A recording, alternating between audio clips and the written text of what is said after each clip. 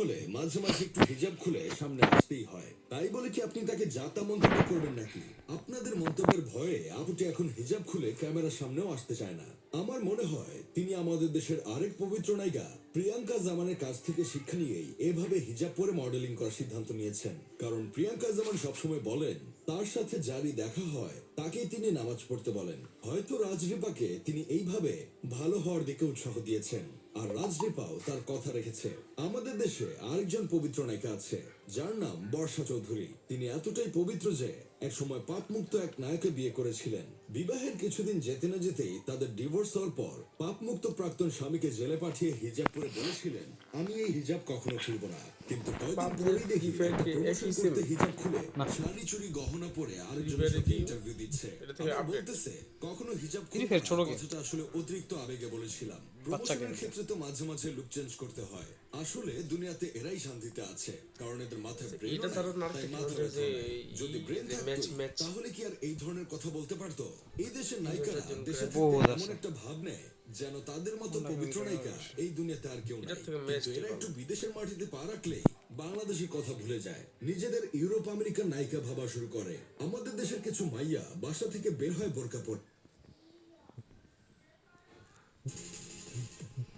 Start with a 50% deposit bonus. Increase your investing power with okay guys, so একবার চিন্তা করে দেখেন, এমন এক ফোর্স যাদের নাম শুনলে army, FBI, special security force বা শহরের সবচেয়ে বড় গ্যাংস্টার পর্যন্ত থরথর করে কাঁপতে থাকে, যাদের নাম হচ্ছে বিকিপার। আর আপনারা মুভিতে দেখবেন জাস্ট একজন রিটায়ার্ড বিকিপারের সাথে আমেরিকার প্রেসিডেন্টের ছেলে ঝামেলায় জড়।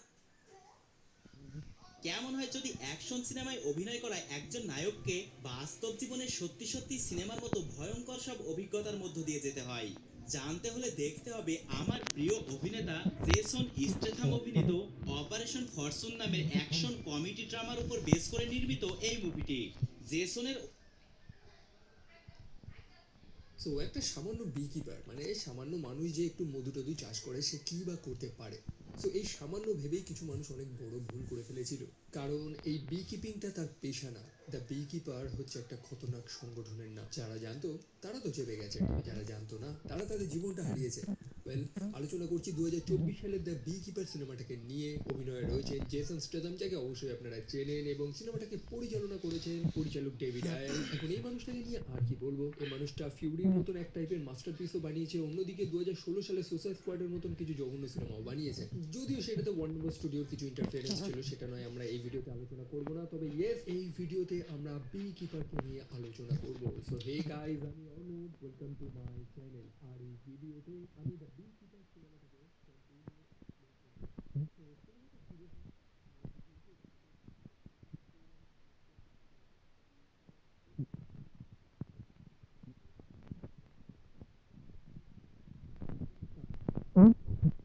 সার্চ করে আসছে এই গোটা জগৎ।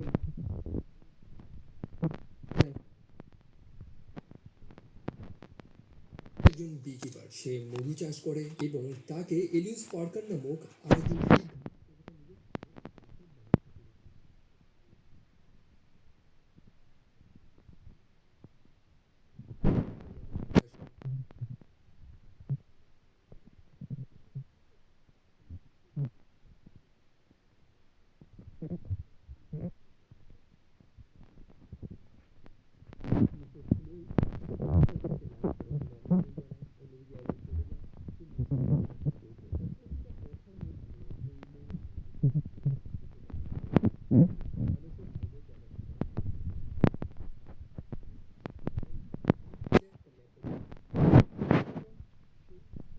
একটা পপ আপ উঠে আসে।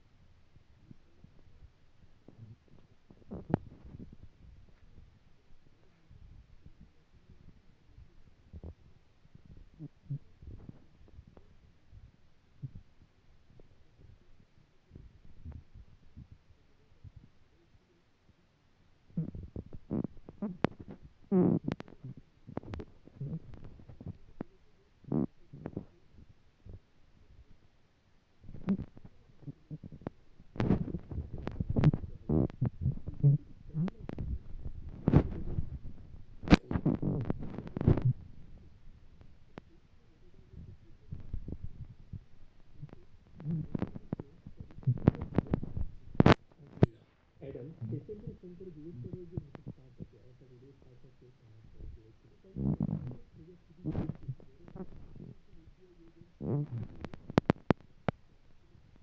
তাই প্রায় 2 বছর ধরে রয়েছে, কিন্তু তাদের কোনো চিহ্ন কোনো কিছুই খুঁজে পাওয়া যাচ্ছে না। ধরা তাদের একেবারে অসম্ভব, কিন্তু অ্যাডামের পক্ষে তাদেরকে খোঁজা একেবারেই অসম্ভব না। মেয়েটা জানায় যে সেই স্ক্যামার্সরা তাদের ব্যবসা তো গোটা দুনিয়াতে চলছে, তবে তারা কারা বা কি কাজ করে এটা জানার জন্যই অ্যাডাম তাদের একটা অফিসে গিয়ে পৌঁছেছে। সত্যি বলতে সেই অফিসে কি কাজ হয় এটা এখনো কেউ জানে না। এখানে পৌঁছে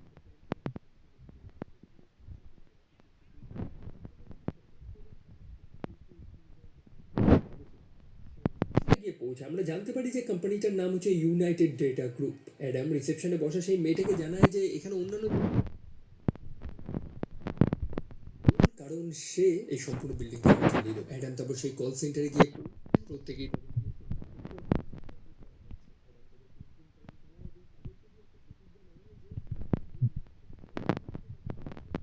যাবে না। তারপর আমরা সেই কুলাঙ্গারটাকে দেখতে পাই, অর্থাৎ মিকি, যে মিসেস ইলোইসকে বোকা বানিয়েছিল। সে কিছু সিকিউরিটি এনেছে সেখানে, তবে অ্যাডামের সাথে লড়াই করাটা অতটা সহজ না। দেখুন তার ব্যাকগ্রাউন্ডটা কি, সে এত ভালো ফাইটিং কিভাবে করতে পারছে এগুলো এখনো পর্যন্ত স্পষ্ট হয়নি। তবে অ্যাডাম তাদেরকে উদ্যম ক্যাননকে নিয়ে সেই সম্পূর্ণ স্থানে তেল ঢালতে থাকে। সেখানে একটা চার্জার সেট করে দেয় এবং সেটাকে এমনভাবে সে সেট করে যে সেই কল সেন্টার থেকে একটা কল যদি বাইরে যায় তাহলে সেই সম্পূর্ণ স্থানটা ব্লাস্ট হয়ে যাবে। ভুলবশত সেখানে তাদের একটা লাইন চালু ছিল যেখান থেকে অটোমেটিক্যালি হয়তো একটা কল চলে গেছে, যার ফলে সম্পূর্ণ বিল্ডিংটা ধ্বংস হয়ে যায়। সেই কুলাঙ্গার মিকি তখন তার বসকে ফোন করে, যার নাম হচ্ছে ডেরেক।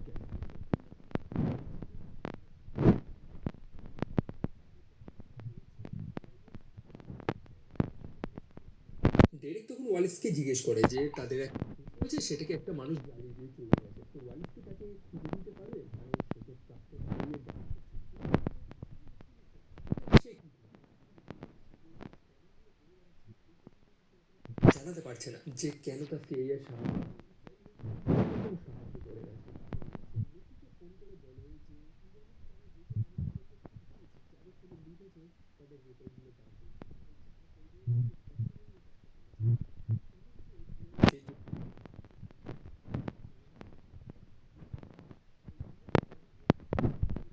আমরা এটার ব্যাপারে অনেক আগে থেকে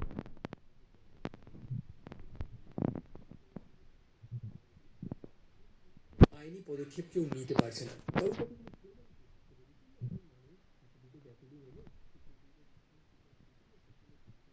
চলে গেছে, সিসিটিভিও ধ্বংস হয়ে গেছে, তাই কে করেছে সেটা কেউ জানে না। রিসেপশনিস্টের মুখ থেকে জানা গিয়েছে যে মানুষটা প্রায় 40 বছরের মতন বয়স হবে। অন্যদিকে মিকি কিছু গুন্ডা সুন্ডাদের নিয়ে মিস ইলোইসের বাড়িতে গিয়ে পৌঁছায়, কারণ মিকি তো জানে যে মিসেস ইলোইসকে সে ইদানিং ঠকিয়েছিল। তার জানা প্রয়োজন যে মিসেস ইলোইসের কোনো আত্মীয় বা তার ছেলে মেয়ে কেউ কিছু এই কাজটা করেছে নাকি। আর সেখানেই সে অ্যাডামকে দেখতে পায়, সেই বি কিপিং এর কাজ করে বেড়াচ্ছে সে। এখন যেহেতু অ্যাডাম তাদের অফিসটাকে ধ্বংস করেছে, সেই কারণে তারা অ্যাডামের সেই বিকিপিং এর যে বক্সগুলো আছে না, যেখানে যে চাষগুলো করে, সেগুলোকে ধ্বংস করে দেয় এবং তারপর সম্পূর্ণ টিম নিয়ে চলে যায় অ্যাডামকে মারার জন্য, যেটা তাদের সব থেকে বড় মিস্টেক ছিল। অ্যাডাম লিটারালি তাদের উপর কোনো মায়া দেওয়া করে না, খুবই রুথলেস ভাবে একেবারে ব্রুটালি তাদেরকে হত্যা করে। লাস্টে মিকি নামক যে ছেলেটা ছিল সে তো পালানোরও চেষ্টা করেছিল, তবে অ্যাডাম তার হাতের আঙ্গুলগুলো কেটে দেয়। অন্যদিকে ভেরোনা সে খবর পায় যে তার মায়ের বাড়িতে আগুন লেগেছে। সে এবং তার পার্টনার সেখানে গিয়ে পৌঁছায় এবং সেখানে কিছু মানুষদের মৃতদেহ খুঁজে পায় যাদেরকে অ্যাডাম হত্যা করে ফেলেছে। সেই মৃত মানুষগুলোর আইডি যখন সে লক্ষ্য করে, সেখানেও সেই একটা কোম্পানিরই নাম লেখা ছিল, ইউনাইটেড ডেটা গ্রুপ। ভেরোনার যে পার্টনার রয়েছে না, যার নাম হচ্ছে ম্যাট, তার মনে সন্দেহ হয়েছে যে হয়তো সেই অজানা মানুষটাই এই কাজটা করেছে, অর্থাৎ অ্যাডাম ক্লে, যে ভেরোনার মায়ের এই বাড়িতে ভাড়া থাকতো এবং সেই হয়তো সেই ইউনাইটেড ডেটা গ্রুপের বিল্ডিংটাকে জ্বালিয়ে দিয়েছিল। অন্যদিকে মিকি নামক সেই কুলাঙ্গারটা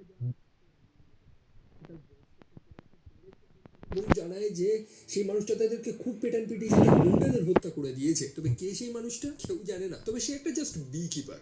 ডেরেক নিজেও এটা শুনে অবাক যে একটা বি কিপার এত কিছু কিভাবে করছে। যাই হোক, সে মিকির সেটা লাস্ট দিন ছিল, কারণ সে মিকিকে একটা গাড়ির সাথে বেঁধে সেই গাড়িটা একটা ব্রিজ থেকে নিচে ফেলে দেয়। স্বাভাবিকভাবে মিকি মারা যায় এবং মিকির ফোনটা নিয়ে সে কথা বলা শুরু করে, যেখানে ফোনের ওপারে ছিল সেই ডেরেক ড্যানফোর্ড, সে মেন কালপ্রিট।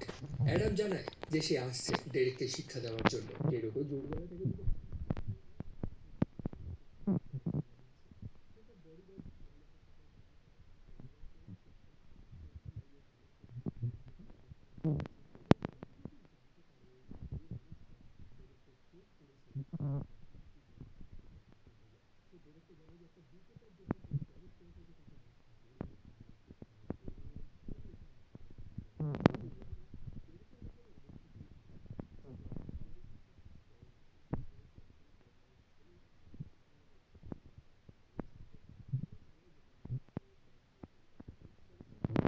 গোপনে মানুষকে স্ক্যাম করে বেড়াচ্ছে সেটাও আমি দেখাচ্ছি। এটার ব্যাপারে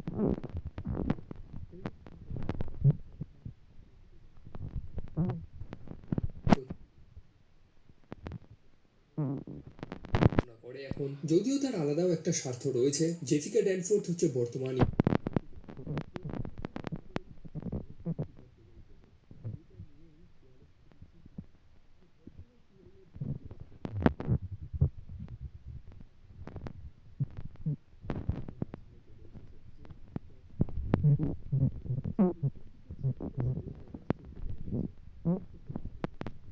জানলেও সিআইএ এর এজেন্টরা সম্ভবত এই নামটা আগেও শুনেছে। যাই হোক, তাদেরকে এই বি কিপারকে যেভাবেই হোক আটকাতে হবে, তাকে থামাতে হবে।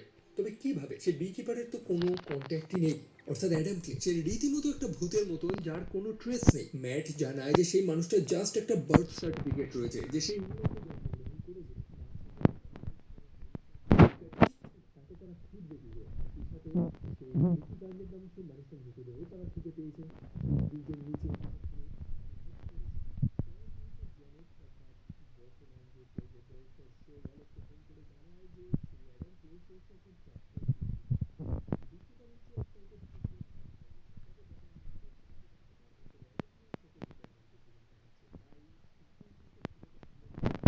বর্তমানে যে এই মুহূর্তে বি কিপার রয়েছে, সে অ্যাডাম ক্লের ব্যবস্থা করে দেবে, সেটা নিয়ে চিন্তা করার প্রয়োজন নেই। তবে ওয়ালেসের মুখ থেকে আমরা জানতে পারি যে বর্তমানে যে বি কিপার রয়েছে সে নাকি একটু পাগলাটে টাইপের, তাকে নাকি অনেক আগে ছাঁটাই করে দেওয়া উচিত। যাই হোক, সিআইএ সরাসরি বি কিপারদের সাথে কন্ট্যাক্ট করে অ্যাডাম ক্লেকে হত্যা করার জন্য, এবং সময় মতন একটা পেট্রোল পাম্পে যেখানে অ্যাডাম ক্লে তার গাড়ির ফিউলিং করছিল, সেখানে বর্তমান বি কিপার গিয়ে পৌঁছায়। সেটা একটা মেয়ে ছিল যার আচরণটা সম্পূর্ণ পাগলাটে টাইপের, এবং সে কমপ্লিটলি ক্রেজি। মানে তাদের ঝামেলার মাঝে যেই আসছে তাকে এলোপাথের এসে গুলি চালাচ্ছে। অ্যাডামের সাথে তার লড়াই তো হয়, তবে অবভিয়াসলি অ্যাডাম তাকে হত্যা করে ফেলে এবং তার আঙুলটা কেটে নিয়ে চলে যায়। জ্যানেট কাপুর এই দুঃসংবাদটা ওয়ালেসকে জানিয়ে দেয়। তারা জানায় যে বিকিপাররা এই ঘটনাটা দেখাশোনা করছে এবং তারা নিউট্রাল থাকার প্ল্যান করেছে, অর্থাৎ তারা এই মুহূর্তে কোনো ঝামেলায় জড়াবে না। অ্যাডাম ক্লে সে তো আর বর্তমানে বিকিপার না, তাই সে কি করছে না করছে এটার দায়িত্ব সেই বিকিপার সংগঠন আর নেবে। তাই এখন যা করার ওয়ালেসের নিজের থেকেই কিছু করতে হবে। পরের দিন সেই পেট্রোল পাম্পের ক্রাইম সিনে এফবিআই গিয়ে পৌঁছায়, অর্থাৎ ভেরোনা এবং ম্যাট। তারা সেই বি কিপারের মৃতদেহটা খুঁজে পায়, যার নাম হচ্ছে অ্যানেস অ্যান্ডারসন। সে একটা মিনিগান নিয়ে এসেছিল। তারা অবাক যে এই মিনিগানগুলো মিলিটারি গ্রেডে ইউজ হয়, একটা মানুষের কাছে এটা কিভাবে থাকছে। একই সাথে অ্যানেস অ্যান্ডারসন সেই মানুষটারও কোনো রেকর্ড সিআইএ এর কাছে বা সরকারের কাছে নেই, অর্থাৎ সেও এক টাইপের ঘোস্ট, সেই অ্যাডাম ক্লের মতন। মোটামুটি তারা বুঝতে পারে যে এই বি কিপারদের কোনো না কোনো রহস্য তো রয়েছে, যেটা সম্পূর্ণভাবে গোপন। যাই হোক, ওয়ালেস তারপর একটা প্রাইভেট সিকিউরিটি গ্রুপের সাথে সাক্ষাৎ করে। ওয়ালেস তাদেরকে অনেক আগে থেকেই চেনে। সেই গ্রুপের মেম্বাররা এক একজন প্রাক্তন সিল টিম 6 এর এজেন্ট, কেউ কেউ আবার ডেল্টা ফোর্স ছিল। তবে এতগুলো লোক জোগাড় করার পরেও ওয়ালেসের মনে সন্দেহ রয়েছে যে তারা অ্যাডাম ক্লেকে হত্যা করে। সে নিজের জীবনের শেষ মুহূর্তে অবধি নিজের মিশনটা করবে। সে বিকিপার্সের গাড়িতে একটা বইও খুঁজে পেয়েছে, যেখানে মৌমাছিদের ব্যাপারে অনেক কিছু ইন্টারেস্টিং ফ্যাক্ট লেখা ছিল। সে জানে রানী যখন নিজের কাজটা করতে দেয় সেই রানীকে হত্যা করে ফেলে। এই মাছগুলোর কথা হচ্ছে যারা সম্পূর্ণ হাইট পাবে, সম্পূর্ণ মৌচাক তার দায়িত্ব নিয়েছে, এতটা দেখাশোনা করে থাকে। আমরা এই সম্পূর্ণ মৌচাকটাকে পৃথিবীর তুলনা করতে পারি, এবং এখানে বিজ্ঞানদের 40 বছরের সাথে তুলনা করতে পারি। অন্যদিকে সেই যে মেয়েটা নিজেকে কেটে নিয়ে চলে গেছিল, সেটা নিয়ে একটা সিক্রেট জায়গায় চলে যায়, যেখানে সম্ভবত সেই মুহূর্তে বিকিপারটা লুকিয়ে বসবাস করতো, অর্থাৎ ভল্টের মতো। তার আঙ্গুলে হাত দিয়ে সেই সিক্রেট দরজাটা ওপেন করে এবং সেখানে গিয়ে সব অস্ত্রশস্ত্র লুকিয়ে নেয়, কারণ সে একটা ঘটাতে চলেছে। একই সাথে সেই যে অফিসে আগুন লাগিয়ে দিয়েছিল না রিনাকে দেখে, সেটা তো জাস্ট একটা ব্রাঞ্চ ছিল। তবে তাদের যে মেইন অফিস, সেটাকে তাদের সরিয়ে নেয়, যেটার নাম হচ্ছে নাইট পয়েন্ট সেন্টার, যেটা বসনে অবস্থিত, এবং অ্যাডাম ক্লে সেখানে যাচ্ছে পরিকল্পনা শুনে। অন্যদিকে বেরোনা এবং ম্যাটের সাথে সাক্ষাৎ করতে এসেছে এফবিআই ডাইরেক্টর ক্রুজ। বেরোনা তাদেরকে সেই কথাগুলোই জানাবে এই যে অ্যাডাম ক্লে হচ্ছে একজন বি কিপার, যে একটা সিক্রেট অর্গানাইজেশনের সদস্য, মানে প্রাক্তন সদস্য ছিল। তবে ডাইরেক্টর ক্রুজ সে সম্ভবত এই সেগুলোকে না শোনার বা না বিশ্বাস করার অভিনয় করে থাকে। বেরোনা জানায় যে অ্যাডাম ক্লের পরবর্তী টার্গেট সম্ভবত সেই 9 সেন্টার বসানো, যেগুলো হচ্ছে সেই কল সেন্টারগুলোর মেইন অফিস, এবং তাদের কিছু অ্যাডিশনাল চিপস রয়েছে, কিছু সৈনিককে সোয়াচিং করবে অ্যাডাম ক্লেকে আটকানোর জন্য। সময় মতন সেই 9 স্টার বিল্ডিংয়ে এফবিআই নিজস্ব SWAT টিম গিয়ে পৌঁছায়, তবে সেখানে সেই প্রাইভেট আর্মিদের সাথে প্রবেশ করতে দেয়নি। তারা জানায় যে তারা সেই বিল্ডিং এর বাইরে প্যারামিটারসরা দেখাশোনা করছিল, মানে বাইরে থেকে গার্ড দিচ্ছিল। অন্যদিকে সেই প্রাইভেট সিকিউরিটি গিয়ে সেই কল সেন্টারটাকে খালি করার চেষ্টা করে, কারণ সম্ভবত অ্যাডাম সেখানে আক্রমণ করবে। তবে তারা সেই অফিসটাকে খালি করছে না, কারণ অবভিয়াসলি সেই অফিসে প্রতি মিনিটে লক্ষ লক্ষ ডলার তৈরি হয়। তারা সরাসরি ডেরেককে ফোন করে, তাদের বসকে ফোন করে। ডেরেক তখন জানায় যে সেই প্রাইভেট সিকিউরিটিদের দায়িত্ব হচ্ছে সিকিউরিটি দেওয়া, তাই তারা সেখানে গার্ড দিক, অন্যদিকে এই কল সেন্টারের মানুষগুলো তাদের কাজ করুক।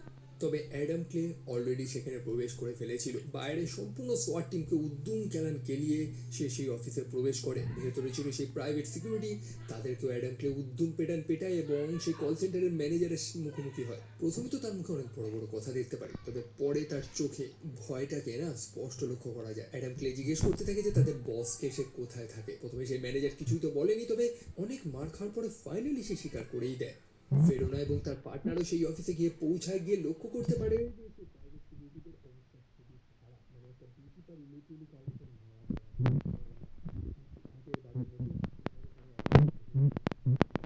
ওয়ালেস সেই দুঃসংবাদটা আবারও শুনতে পায় যে তার প্রাইভেট সিকিউরিটি সে বিকিপারকে ধরতে ব্যর্থ হয়েছে। একটার পর একটা রাস্তা তার হাতে বন্ধ হয়ে যাচ্ছে এবং এখন একটাই রাস্তা রয়েছে, সেটা হচ্ছে ডেরেকের মাকে ডেকে আনা। কারণ ডেরেককে যদি কেউ বাঁচাতে পারে সেটা হচ্ছে তার নিজেরই মা, যে হচ্ছে বর্তমানে প্রেসিডেন্ট। অন্যদিকে ভেরোনা তারাও সব ক্ষতি টতি লক্ষ্য করতে পারে যে এই যে 9 পয়েন্ট সেন্টার নামক যে গ্রুপটা রয়েছে, তারা এক টাইপের সফটওয়্যারের ব্যবহার করেই মানুষদের স্ক্যাম করতো, মানুষদের বোকা বানাতো। এক টাইপের ডেটা মাইনিং সফটওয়্যার, যেটাকে এই ইন্টেলিজেন্স সার্ভিসও ইউজ করে, অর্থাৎ সিআইএ এবং বিভিন্ন সরকারি দপ্তরে ব্যবহার করা হয় মানুষদের গোপন পরিচয় টরিচয় সব বার করার জন্য। এবং সেই সফটওয়্যারের ভেন্ডার হচ্ছে ডেরেক এন্টারপ্রাইজ, অর্থাৎ যেটাকে চালাচ্ছে বর্তমানে তাদের প্রেসিডেন্ট জেসিকা ডেনফোর্ড, যে কোম্পানির অ্যানুয়াল রেভিনিউ হচ্ছে প্রায় $10 মিলিয়ন। মোটামুটি ভেরোনা এবার বুঝতে পারছে যে জেসিকা যে বর্তমানে প্রেসিডেন্ট, সে তার ক্যাম্পেইনের জন্য যে টাকাগুলো খরচা করেছে সেগুলো কোথা থেকে এসেছে, অধিকাংশ সেগুলো ব্ল্যাক মানি। তবে কথা হচ্ছে এখন অ্যাডাম ক্লে তার নেক্সট টার্গেট কি। অবশ্যই সে ডেরেককে জাস্ট হত্যা করবে না, বরং সে তার মাকে হত্যা করবে, যেমনটাই সে সেই বিকিপারদের বইটা পড়ে বুঝতে পেরেছে। কারণ তারা সরাসরি রানীকে টার্গেট করে, যাদেরকে কুইন স্লেয়ারও বলা হয়ে থাকে, যার কারণেই সম্পূর্ণ হাইপটা ধ্বংস হয়ে যেতে পারে বা নষ্ট হয়ে যেতে পারে। অন্য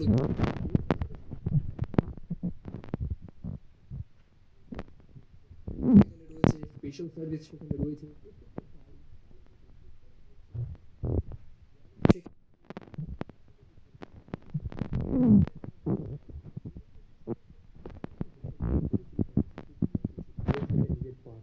ওই কারণে। তবে অ্যাডাম ক্লেকে কি আটকানো এতটা সহজ? একদমই না। এই বিকিপাররা হচ্ছে একটা সিক্রেট অর্গানাইজেশন, যাদের স্থান হচ্ছে দেশের যত তাদের মূল মিশন হচ্ছে দেশকে রক্ষা করা এবং তাদের মিশনের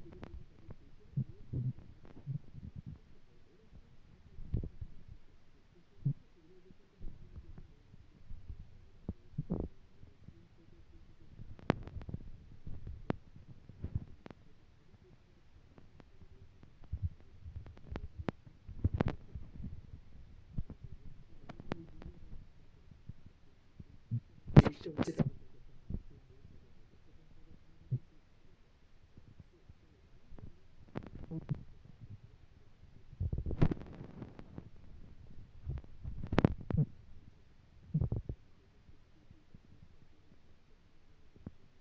অন্যদিকে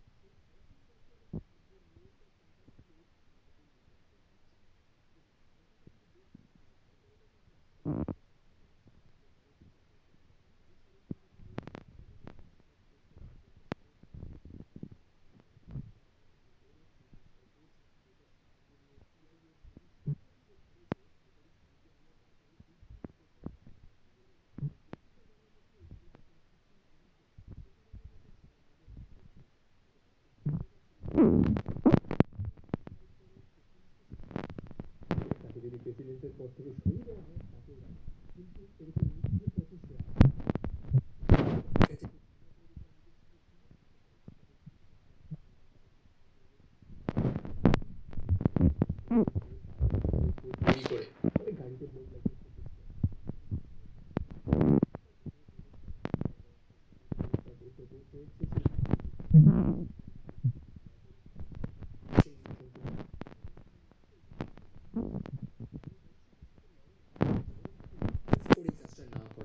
তবে অ্যাডাম ক্লে এখন কারোর কথা শুনবে না। অন্যদিকে ডেরেক, সে নিজের ডাইরেক্টর প্রিককে হত্যা করে ফেলে যাতে তার এই গোপন কথাগুলো কেউ না জানতে পারে, এবং পরে নিজের মায়ের মাথায় বন্দুক ঠেকিয়ে তার মাকে শিল্ড বানানোর চেষ্টা করে যাতে বিকিপার তাকে ছেড়ে দেয়। বিকিপার এখানে জানায় যে সে আইনের জন্য লড়ে না, সে মানুষদের সঠিক বিচার দেওয়ার জন্য লড়ে। সামহাও সে রিয়েলাইজ করে যে প্রেসিডেন্ট জেসিকা তাকে হয়তো ছেড়ে দেওয়া উচিত, এবং সে খুব কৌশলভাবে তার ছেলে অর্থাৎ ডেরেকের মাথায় গুলি মেরে সেখান থেকে পালিয়ে যায়। ভেরোনা তাকে দেখতে পারে, ভেরোনার হাতে সম্পূর্ণ চান্স ছিল কিন্তু অ্যাডাম ক্লেকে গুলি মারা। তবে ভেরোনা ফাইনালি রিয়েলাইজ করে যে অ্যাডাম ক্লে যে কাজগুলো করেছে এতক্ষণ ধরে সেটা সবার ভালোর জন্যই তো করেছে, এবং সে অ্যাডামকে পালানোর সুযোগ করে দেয়। অ্যাডাম আহত অবস্থায় দিকে গিয়ে পৌঁছায় যেখানে বালির নিচে সে কিছু স্কুবা গিয়ারগুলোকে লুকিয়ে রেখেছিল।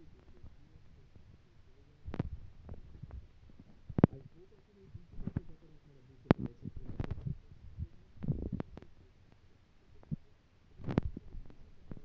দেশের আইনটাও ভঙ্গ করতে পারে। তো আমাদের অ্যাডাপ্টার অর্থাৎ বিকিপারের স্টোরি এখানেই শেষ হয়। সিনেমার মধ্যে আমি কিছুটা জনিক টাইপ ভাইবস পেয়েছি সিনেমায়, সেটা অবশ্যই আমাকে কমেন্ট সেকশনে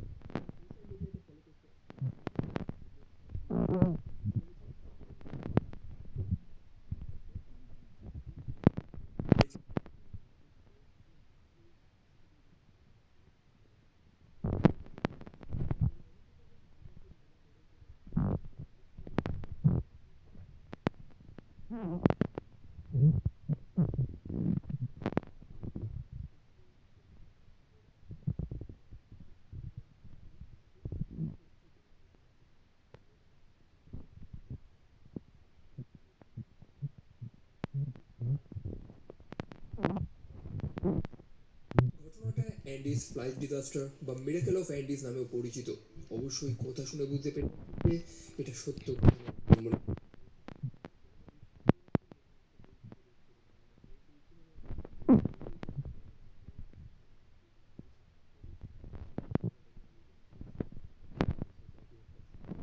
এবং এই সিনেমা থেকে সিচুয়েশন থাকে এতটাই রিয়েলিস্টিক ভাবে দেখানো হয়েছে যে আপনি ফিল করতে পারবেন যে কেমন নরকীয় অবস্থায় ছিল তারা।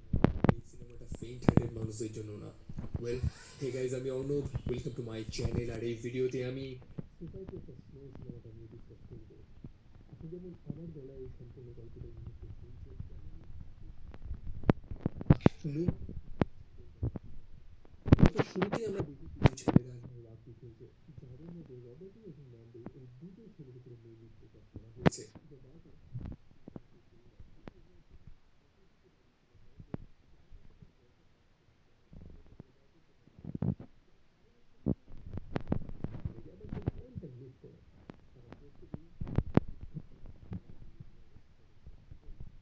বলে যে আপনি একদম কিছু অপরাধ দিকে যাওয়ার চেষ্টা করবে, কারণ সিনেমাতে অপরাধ সবকিছু জানতে পারবেন না, তাই আমি আসল খবরগুলো থেকে কিছু তথ্য দিয়ে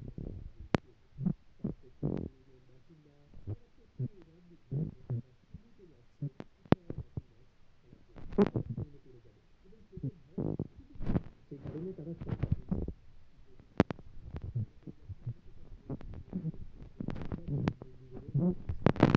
নামক একটি ছেলে তার বন্ধু নুমাকেও নিয়ে যাবে।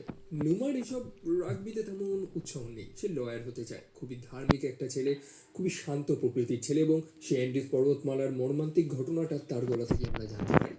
তো নুমার মধ্যে সংকোচ ছিল যে সে যাবে কি যাবে না। একদিকে তার বন্ধু তাকে খুব রিকোয়েস্ট করছে, তারা জানে যে প্লেনের ভাড়া খুবই কম, তারা বিদেশ ভ্রমণ করতে পারবে, প্লেনেও চড়তে পারবে, একই সাথে খুব শীঘ্রই তারা তাদের এই ব্যাচেলার কলেজ লাইফ ছেড়ে একটা প্রফেশনাল লাইফের দিকে চলে যাবে, এবং হয়তো তাদের বন্ধুদের সাথে দ্বিতীয়বার তাদের দেখা হবে না। তাই সে চায় যে সে শেষবারের মতো নুমার সাথে